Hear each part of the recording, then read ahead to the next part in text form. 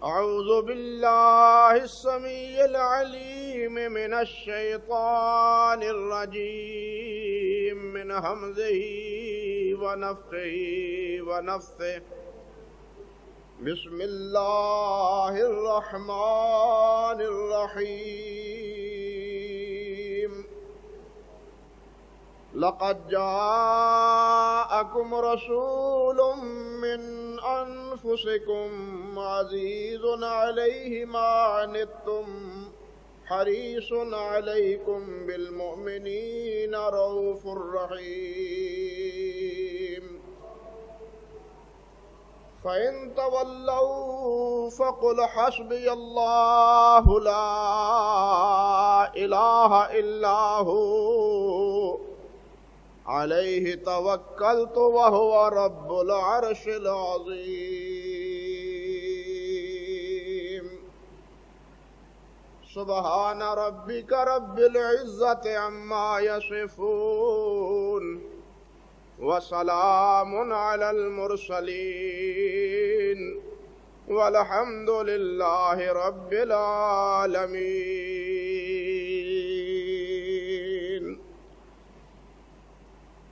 محترم حضرات اور میری قابل صد احترام ماں اور بہنوں، سید کائنات حضرت محمد مصطفیٰ احمد مجتبیٰ صلی اللہ علیہ وسلم کے اوصاف اور خصائل، آپ کے اسماء مبارکہ اور القاب میں سے ایک اسم مبارک، ایک لقب جو اللہ سبحانہ و تعالی کا عطا کرتا ہے، کسی انسان کا بنایا ہوا یا اختراع کیا ہوا، عقیدت میں، پیار میں اور محبت میں وہ لقب نہیں، بلکہ اللہ علام الغیوب کا دیا ہوا وہ لقب، اور وہ یہ کہ آپ رحمت للعالمین ہیں۔ اللہ رب العزت نے یہ بات ارشاد فرمائی ہے کہ وَمَا أَرْسَلْنَاكَ إِلَّا رَحْمَةً لِّلْعَالَمِينَ، کہ ہم نے آپ کو کائنات کی رحمت کے لیے بھیجا ہے، رحمت بنا کے بھیجا ہے۔ ہر نبی اپنی امت کے لیے انتہائی شفیق اور انتہائی رحم دل ہوتا ہے۔ نبی سے بڑھ کے امت کے لیے کوئی بھی خیر خواہ اور بہی خواہ نہیں ہوتا، لیکن نبی رحمت جس نبی کا لقب ہے وہ نبی کریم حضرت محمد مصطفیٰ صلی اللہ علیہ وسلم، جنہیں رحمت یعنی نبی رحمت کے لقب سے اور نبی رحمت کے نام سے یاد کیا جاتا ہے، پکارا جاتا ہے۔ اور آپ علیہ الصلاۃ والسلام نے سب کو رحم و کرم کا پیغام دیا اور ہر ایک سے رحم و کرم کے معاملے کو اختیار کرنے کا حکم دیا۔ انسان ہی نہیں بلکہ حیوانات تک کو، اور حیوانات کے بارے میں آپ نے یہ بات ارشاد فرمائی کہ ان پہ بھی رحم کرو، انسانوں پہ ہی نہیں،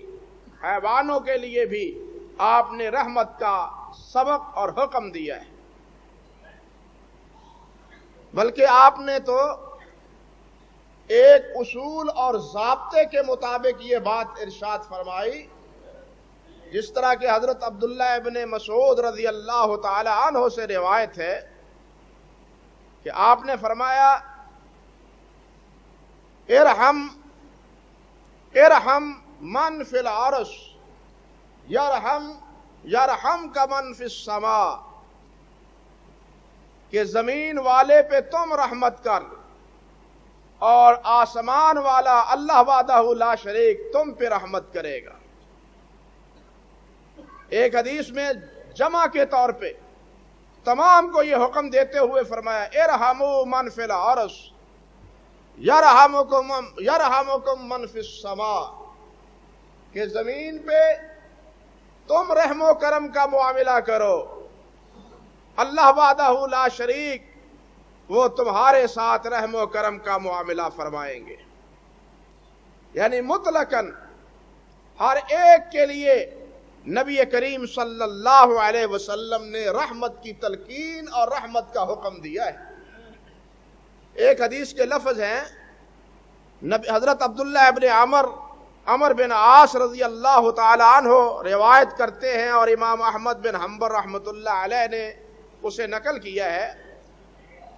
فرماتے ہیں کہ نبی علیہ السلام نے فرمایا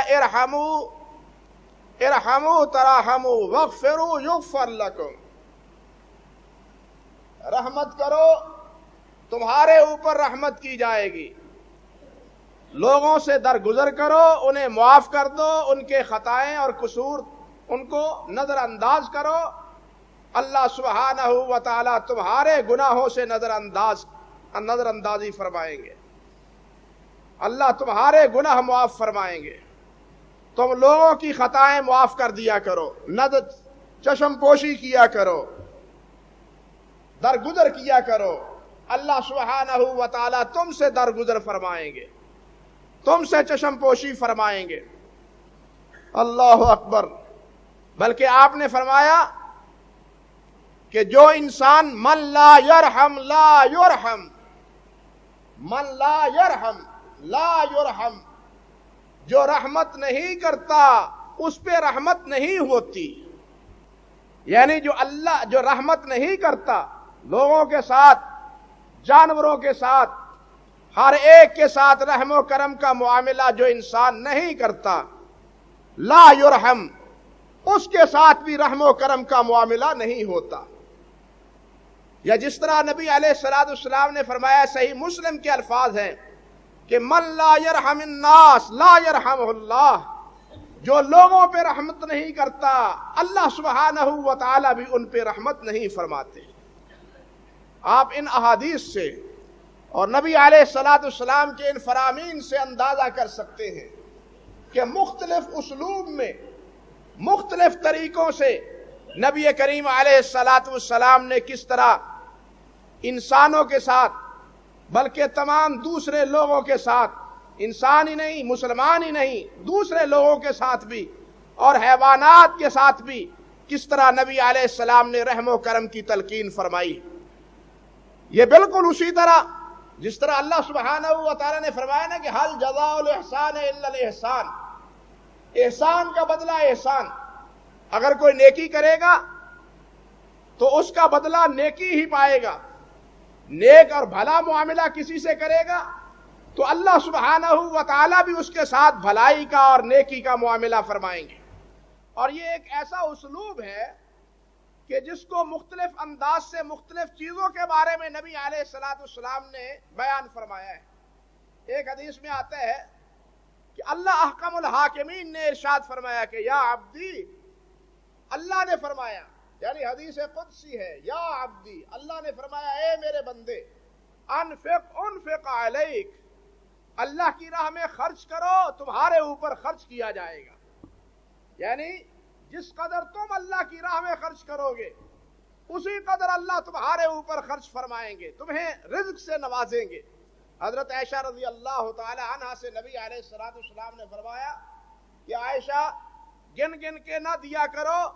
جو ہاتھ میں آئے بلا حساب دے دیا کرو تاکہ تم بھی بلا حساب اللہ سے پاؤ۔ تم گن گن کے دو گے تو اللہ بھی ایسا نہ ہو کہ گن گن کے دینا شروع کریں۔ اس لیے جس طرح تم معاملہ کرو گے اسی قسم کا معاملہ اللہ سبحانہ و تعالی تمہارے ساتھ کریں گے۔ ایک حدیث میں آتا ہے من ستر مسلمن ستر اللہ یوم القیامہ، کہ وہ دنیا میں مسلمان کی پردہ پوشی کرتا ہے، اس کے عیوب سے اس کی خطاؤں سے چشم پوشی کرتا ہے، درگزر کرتا ہے، سترہ اللہ یوم القیامہ، قیامت کے دن اللہ سبحانہ و تعالی اس کی پردہ پوشی فرماتے ہیں، اللہ ذوالجلال اس کے عیوب ڈھانپ لیں گے، کسی کو لوگوں کے سامنے رسوا نہیں کریں گے۔ اگر کوئی انسان یہاں یہ معاملہ کرتا ہے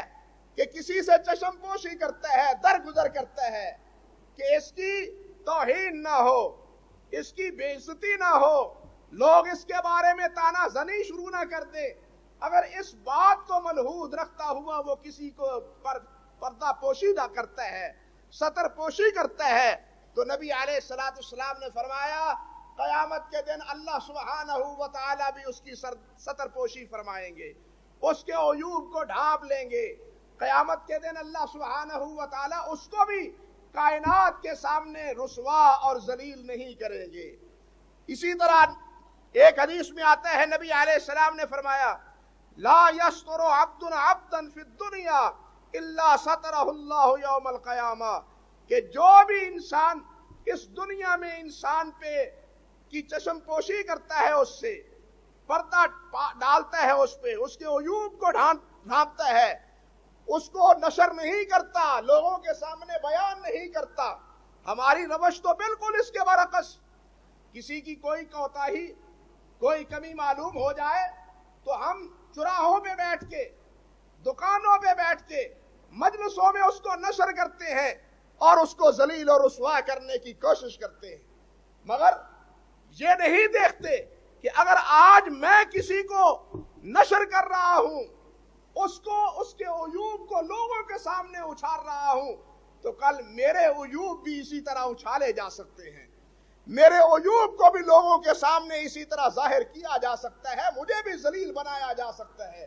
اگر میں دنیا اور آخرت میں باعزت رہنا چاہتا ہوں، دنیا اور آخرت میں باعزت رہنا چاہتا ہوں، تو اس کا ایک تقاضا یہ ہے کہ میں دوسرے کی ستر پوشی کروں، اس کے عیوب کو ڈھانپوں، اس کے عیوب پہ پردہ پوشی ڈالوں، لوگوں کے پردہ ڈالوں، یہ نہ کہ لوگوں کے سامنے اس کو رسوا، ذلیل اور اس کی عیوب اور اس کی کمزوریاں لوگوں کے سامنے بیان کرتا پھرے۔ یہ طریقہ نبی علیہ السلام کے ہاں معیوب ہے، محمود نہیں۔ اسی طرح نبی علیہ السلام نے ارشاد فرمایا من نفس عن مسلم قربۃ من قرب الدنیا نفس اللہ عنہ قربۃ من قرب یوم القیامہ، کہ جو انسان، جو مسلمان کسی پشیمانی اور کسی مصیبت کو، کسی پشیمانی کو، کسی مصیبت کو دنیا میں اپنے بھائی کی مصیبت کے ازالے کا سبب بنتا ہے، کوئی پریشان ہے، کوئی مقروض ہے، کوئی بیمار ہے، یا اور کس کوئی ضرورت ہے، تو وہ انسان اس کی ضرورت پوری کر دیتا ہے، اس کو قرضہ دے دیتا ہے قرض حسنہ کے طور پہ، یا اس کی اعانت کرتا ہے، مدد کرتا ہے۔ اللہ سبحانہ و تعالیٰ کے نبی علیہ السلام نے ارشاد فرمایا کہ قیامت کے دن اللہ سبحانہ و تعالیٰ رب ذوالجلال والاکرام قیامت کے دن اس کی پشیمانیوں سے اس کو نجات دیں گے۔ جو لوگوں کی پشیمانیوں کا مداوع یہاں کرتا ہے، قیامت کے دن اس کی پشیمانیوں کا مداوع اللہ سبحانہ و تعالیٰ کریں گے۔ اسی طرح آپ نے فرمایا من کان فی عون اخیہ کان اللہ فی عونہ، کہ جو اپنے مسلمان بھائی کی مدد کرتا ہے اللہ سبحانہ و تعالیٰ اس کی مدد کرتا ہے۔ یعنی یہ تو عمل مکافات، عدلے کا بدلہ، هل جزاء الاحسان الا الاحسان، کہ جو کسی کے ساتھ نیکی کرتا ہے وہی معاملہ اللہ سبحانہ و تعالیٰ، اسی نوعیت کا معاملہ اللہ اس سے کرتے ہیں۔ جس طرح ایک حدیث میں آتا ہے نبی علیہ السلام نے فرمایا من یسر علی معسر یسر اللہ علیہ فی الدنیا والآخرہ، ایک کو آپ نے قرض دیا ہے، ایک کو آپ نے مال ادھار دیا ہے، یہ باتیں تو ساری امانت اور دیانت اور خیر خواہی پہ مبنی ہیں۔ آپ اندازہ کریں کہ ایک طرف تو آپ نے ارشاد فرمایا کہ تنگ دست کو آسانی دو، اس کے لیے سہولت بن جاؤ، اس کے لیے سہولت کا باعث بنو تنگ دست سے۔ اس کے پاس پیسے نہیں ہیں، رقم نہیں ہے، قرضہ لیا ہے، وہ وقت کے مطابق نہیں دے سکا، ادھار لیا ہے وقت کے مطابق پیسہ نہیں دے سکا، تم اس کے لیے آسانی دو کرو، درگزر کرو، ڈھیل دے دو، اچھا بھائی 10 دن کے بعد اور دے دینا، 5 دن کے بعد اور دے دینا، مہینے کے بعد اور پھر بعد میں دے دینا۔ یعنی جو اس طرح اس کے لیے آسانی پیدا کرتے ہیں، نبی علیہ الصلوۃ والسلام نے فرمایا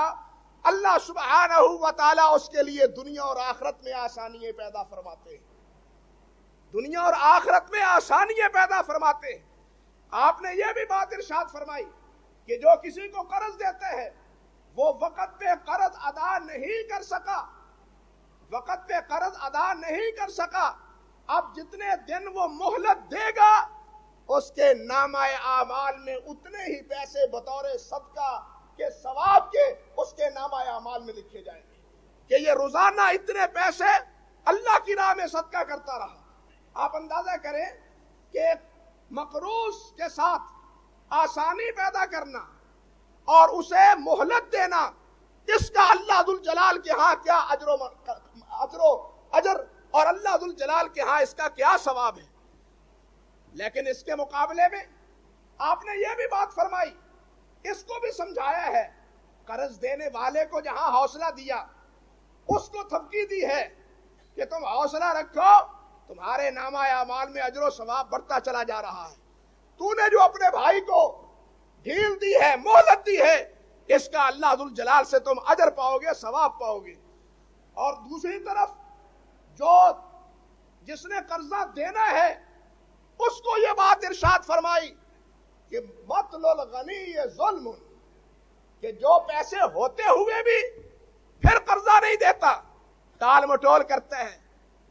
ٹال مٹول کرتا ہے، پھر لے لینا، ہفتے بعد لے لینا، 10 دن بعد لے لینا، پیسے موجود ہیں نہیں ہے پیسے، تو فرمایا یہ ظلم کرتا ہے۔ پیسے ہوتے ہوئے بھی پیسے نہیں دیتا تو فرمایا یہ ظالم ہے، ظلم کرتا ہے۔ بلکہ کہنا چاہیے یہ 2 جرم کرتا ہے، ایک جھوٹ بولتا ہے اور دوسرا کیا کرتا ہے، ظلم کرتا ہے۔ پہلے کہتا ہے میرے پاس پیسے نہیں ہیں، اللہ کے پیسے موجود ہیں، پیسے نہیں ہیں، پیسے موجود ہیں، گویا اس نے پہلا انکار کر کے اس نے جھوٹ بولا، اور دوسرا نبی علیہ السلام کی زبان اقدس میں اس نے ظلم کیا کہ وعدے کے مطابق اس نے قیمت ادا نہیں کی، پیسے نہیں دیے، اس نے ظلم کیا پیسے ہوتے ہوئے بھی۔ یعنی پیسے ہوتے ہوئے اگر کوئی نہیں پیسے واپس کرتا تو گویا 2 جرائم کا، 2 جرموں کا وہ ارتکاب کرتا ہے۔ عرض کرنے کا مقصد یہ تھا کہ جس طرح کا ہم معاملہ یہاں کرتے ہیں، اللہ سبحانہ و تعالی بھی اسی نوعیت کا معاملہ ہم سے کریں گے۔ ایک حدیث میں آتا ہے نبی علیہ السلام نے فرمایا من لا یتوب لا یتب علیہ، جو لوگوں کو معاف نہیں کرتا، کسی نے کوئی غلطی کی ہے، کوئی خطا کی ہے، تو اس کو چاہیے کہ وہ نظر انداز کرے، پردہ پوشی کرے، معاف کر دے۔ اس کا نوکر ہے، اس کا ملازم ہے، اس سے کوئی غلطی ہو گئی ہے، مالک کو چاہیے کہ وہ اس کو نظر انداز کر دے۔ یہ نہیں کہ جناب اٹھ کے کھڑا ہو کے جناب اس کی پٹائی شروع کر دے، دھنائی شروع کر دے، یہ نہیں، بلکہ اس سے درگزر کرے، معاف کر دے۔ نبی علیہ الصلوۃ والسلام نے فرمایا جو اپنے اس طرح زیر دستوں کو معاف کرتا ہے قیامت کے دن اللہ اس کو معاف کرے گا، اگر وہ معافی نہیں دیتا تو اللہ بھی اس کو معاف نہیں کرے گا۔ یعنی یہ تو کہنا چاہیے کہ عدلے کا بدلہ ہے، جیسا کرو گے، ہماری زبان میں کہتے ہیں جیسا کرو گے ویسا بھرو گے۔ بھائیو اسی طرح نبی علیہ الصلوۃ والسلام نے فرمایا ہے من لا یرحم لا یرحم، جو رحمت نہیں کرتا اس پہ بھی رحمت نہیں ہوتی۔ اللہ احکم الحاکمین ارحم الراحمین ہونے کے باوجود اپنی رحمت کا ہاتھ اس سے کھینچ لیتے ہیں جو انسان دوسروں کے ساتھ رحم و کرم کا معاملہ نہیں کرتا۔ حضرت ابو ہریرہ رضی اللہ تعالی عنہ کی ایک حدیث ہے صحیح بخاری میں، فرماتے ہیں کہ قبل رسول اللہ صلی اللہ علیہ وسلم الحسن بن علی وعنده الاقرع بن حابس، اللہ اکبر، کہ نبی علیہ السلام کے پاس آپ کے بیٹے آپ کے نواسے حضرت حسن رضی اللہ تعالی عنہ آئے. نبی علیہ السلام بغل گیر ہوئے, ملے اور آپ نے اس کا بوسہ لیا, محبت سے بیٹے کا بوسہ لیا. وَعِنْدَهُ الْأَقْرَعُ بْنُ حَابِسَ التَّمِیمی, نبی علیہ السلام کے پاس ایک صحابی اقرع بن حابس تمیمی بھی بیٹھے ہوئے تھے. وہ کہنے لگے فقال الاقرع ان لی عشرۃ من الولد ما قبلت منہم, مجھے تو اللہ نے 10 بیٹے دیے ہیں, 10 بیٹے, میں نے تو کبھی ان کو بوسہ نہیں دیا. اللہ اکبر, 10 بیٹے ہیں, میں نے تو کبھی ان کا بوسہ نہیں لیا, چوما نہیں اس کو. یہ اقرع بن حابس رضی اللہ تعالی عنہ فتح مکہ سے پہلے وفد کی صورت میں نبی علیہ السلام کی خدمت میں حاضر ہوتے. فتح مکہ میں اور غزوہ حنین میں بھی نبی علیہ السلام کی معیت کا انہیں شرف حاصل ہے. بلکہ یہ 10 بیٹوں کا جو تذکرہ کرتے ہیں, حافظ ابن حجر رحمۃ اللہ علیہ نے الاصابہ میں لکھا ہے کہ جنگ یرموک میں حضرت اقرع بن حابس یہی اور اس کے یہی 10 بیٹے اور 11واں ان کا باپ جنگ یرموک میں جہاد کرتے ہوئے شہید ہوئے تھے. 10 کے 10 بیٹے. انہی 10 بیٹوں کے بارے میں اقرع کہتے ہیں, غور کیجئے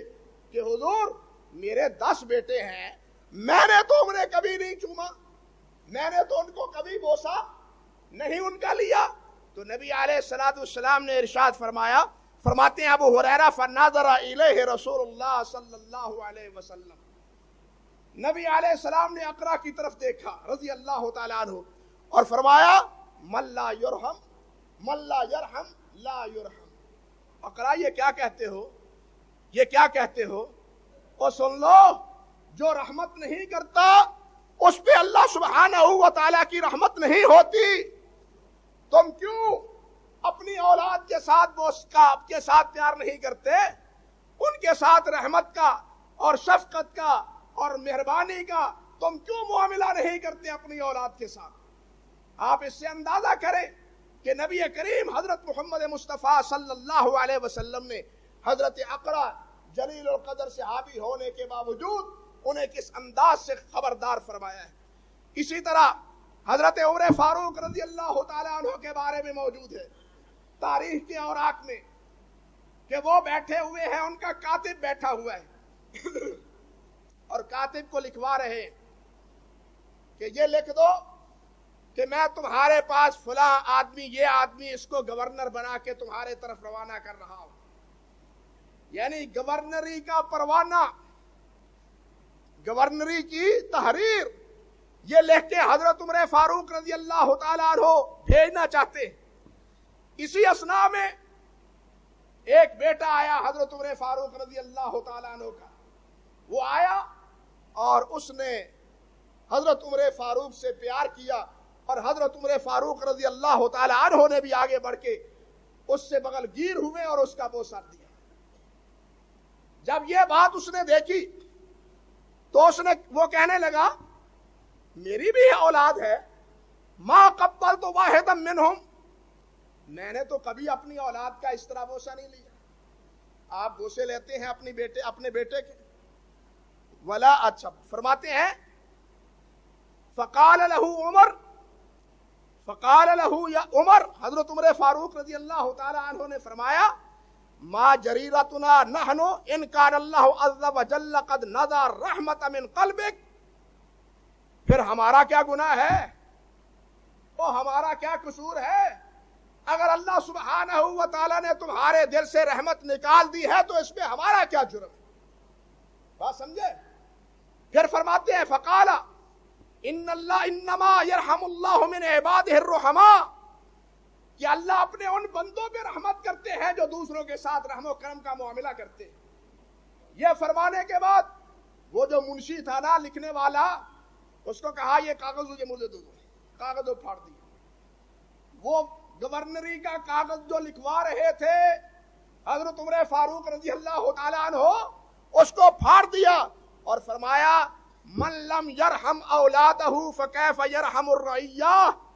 وہ جو اولاد پہ رحمت نہیں کرتا وہ اپنی رعایا کے اوپر رحمت رحمت کس طرح کرے گا؟ لہذا جو اپنی اولاد سے رحمت نہیں کرتا رعایا سے بھی رحمت نہیں کرے گا۔ ہم ایسے انسان کو گورنر بنانا ہی نہیں چاہتے، گورنری سے معزول کر دیا۔ حضرت عمر فاروق رضی اللہ تعالیٰ عنہ نے اسی ایک جرم کی پاداش میں، اس سے آپ اندازہ کریں کہ اس کا دائرہ یعنی رحمت کا دائرہ اور اس کا درجہ اور مرتبہ، اس کی نوعیت اور اس کی کیفیت کیا ہے۔ نبی علیہ الصلوۃ والسلام نے اسی انداز سے ایک اور بات ارشاد فرمائی، من لم یرحم صغیرنا ولم یعقر کبیرنا فلیس منا۔ اللہ اکبر۔ اور ایک حدیث کے لفظ ہے کہ من لم یرحم صغیرنا ولم یعرف حق کبیرنا فلیس منا، کہ جو چھوٹوں پہ شفقت نہیں کرتا، ہمارے چھوٹے صغیر زیر دشت، چھوٹے زیر دشت ہوتے ہیں، یہ باپ اور بیٹے ہی نہیں، بڑا بھائی اور چھوٹے بھائی ہی نہیں، بلکہ دکان کا مالک اور اس کے تحت کے کارندے وہ بھی اس میں شامل ہیں، ایک افسر اور اس کے تحت کام کرنے والے وہ بھی اس میں شامل ہیں۔ بڑے کے مقابلے میں جو بھی چھوٹا جس درجے میں ہے اس کے بارے میں نبی علیہ السلام نے فرمایا کہ من لم یرحم صغیرنا، جو ہم میں سے چھوٹے زیر دست اس پہ رحمت نہیں کرتا، ولم یعقر کبیرنا، اور بڑے کا احترام نہیں کرتا، اس کا مقام اور مرتبہ سمجھنے کی کوشش نہیں کرتا، فرمایا فلیس منا، وہ ہم میں سے نہیں، وہ ہم میں سے نہیں۔ حضرت ابو ہریرہ، ایک حدیث اور سنیے، حضرت ابو ہریرہ رضی اللہ تعالی عنہ، جامع ترمذی میں روایت ہے، فرماتے ہیں، اور کس انداز سے فرماتے ہیں، ذرا توجہ کیجئے، فرماتے ہیں سمعت النبی صلی اللہ علیہ وسلم الصادق المصدوق ابو القاسم، کہ میں نے صادق مصدوق ابو القاسم محمد مصطفیٰ صلی اللہ علیہ وسلم سے سنا، یعنی بات کرنے سے پہلے آپ کی عظمت، آپ کی صداقت اور آپ کی حق گوئی اس کا حوالہ دیتے ہیں حضرت ابو ہریرہ رضی اللہ تعالیٰ عنہ، کیونکہ بات بڑی خطرناک ہے، بات بڑی عبرتناک ہے جو انہوں نے کہی۔ وہ کیا فرماتے ہیں کہ نبی علیہ الصلوۃ والسلام نے ارشاد فرمایا، لا تنزع الرحمہ الا من شقی، لا تنزع الرحمہ الا من شقی، اور رحمت سے وہی محروم ہوتا ہے جو شقی ہوتا ہے، جو شقی ہوتا ہے، بدبخت ہوتا ہے، بد نصیب ہوتا ہے، جو بد نصیب ہوتا ہے، شقی القسمت ہوتا ہے، شقی القلب ہوتا ہے، فرمایا وہی رحمت سے دور ہے، وہی رحمت سے کے دامن سے اور رحمت کے ہاتھ سے وہ کیا ہے، وہ دور ہے۔ لا تنزع الرحمہ، رحمت نہیں نکلتی، رحمت انسان کے ساتھ ساتھ رہتی ہے، لیکن شقی کے ساتھ رحمت نہیں رہتی۔